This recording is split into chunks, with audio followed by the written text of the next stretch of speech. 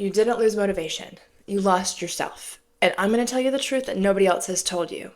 You're not stuck because you're weak. You're stuck because you built a life that required you to abandon the real you. And now your soul's done cooperating. Your life might look fine on paper. You get shit done. People rely on you. You keep moving, keep pushing, keep surviving. But inside, you feel like a ghost walking around a life that doesn't feel yours anymore. If that's you, you're in the right place. I don't do surface level advice. I don't do 5 steps to get motivated.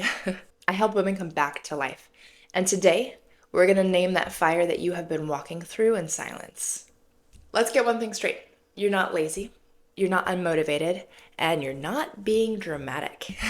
You're dealing with a level of internal burnout that most people never talk about.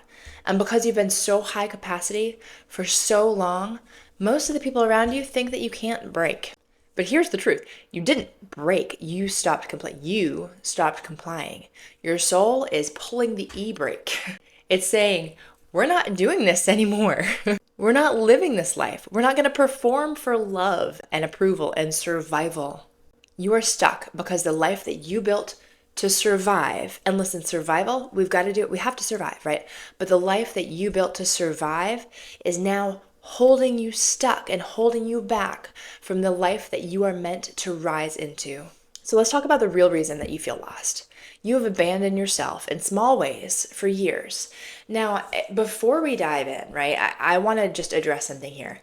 A lot of us are in situations that we didn't pick, right? We don't sign up for abuse. We don't sign up for toxic things. We don't sign up for survival. We just don't. We don't realize that that's what we're walking into. But here's the story. If you are going to be a victim, hold that line. But if you are going to rise above it and actually live a life that you love and live a life that feels good and not just survival, then you've got to abandon that victim behind, right? She was there. She survived. Here you are. You can rise above it, but not by being a victim to your circumstance, right? All right, let's hold on to that as we go through the rest of this video, because unless you have that mindset, the mindset that I am not a victim, I am choosing to move forward, whether the circumstances and things that happen to me or not are my fault. They're probably not, right? But unless you take ownership of your life now, you will never move out of that victim mentality. You'll never move out of the situation you're in right now. Okay, rant over. So let's talk about the real reason that you feel lost. And that is that you have abandoned yourself in little ways over years. So here are some examples, because abandoning yourself is kind of a weird concept to think about. So examples: saying yes when everything inside you is screaming no. Carrying emotional weight that was never yours to carry. This is a big one for women. Being the strong one because everyone expected it and you needed to survive. I get that. Shrinking your needs so that you wouldn't be seen as a burden. And then picking roles over identity because it felt safer. Self-abandonment doesn't start big. It starts with tiny acts of betrayal for yourself, tiny little things, right? The kind that you can justify to yourself. And before you know it, you've built a life that fits everybody except for you. This is not weakness. This is the strategy that your younger self used to survive. But you are not her anymore. And the strategies that kept you alive and got you here, they're suffocating you now. This right here is the turning point.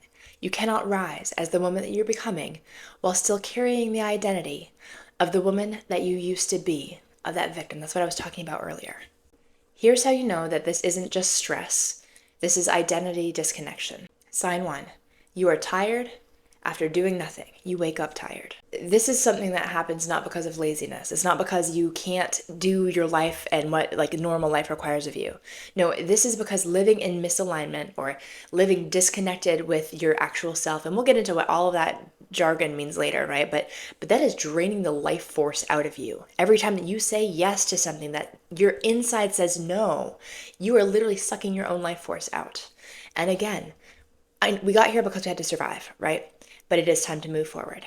So sign 2 is that you are resentful, but you don't know who to aim it at because the betrayal that you're feeling is actually internal, right? That is your body, your soul screaming, hey, wait, me, I'm here and you are acting like you were somebody else. Now, again, this is all survival, right? But that is that internal betrayal. You feel you're betraying yourself. And even if it's for the sake of survival, it doesn't change the fact that that is draining you. Sign 3 is a little bit scary. This one is that you are dreaming and thinking and fantasizing more about disappearing from your life than you are about actually living it.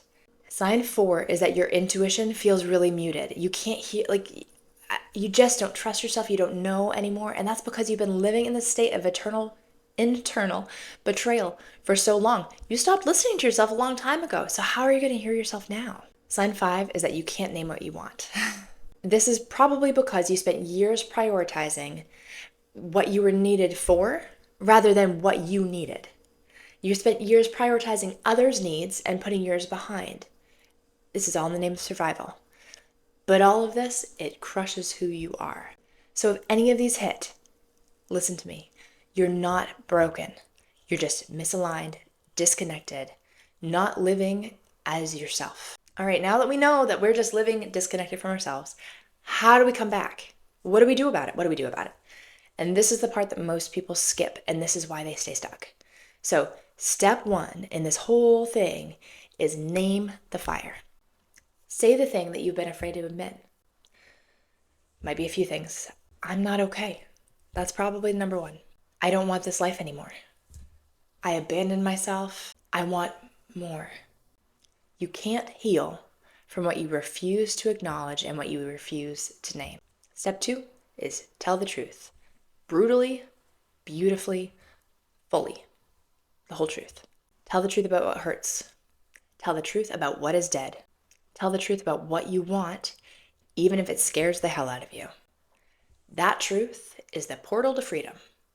And step 3 is come back into who you were made to be, who God created you to be, not the life that you have performed into for survival. He didn't put you here to be a shell.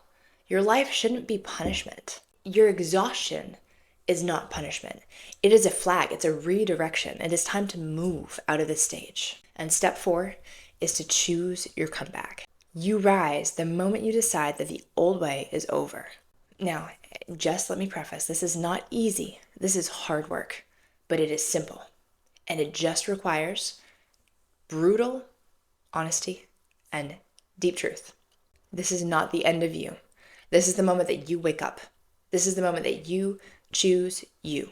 This is the moment that you rise. You rise above survival. You rise into who you are meant to be.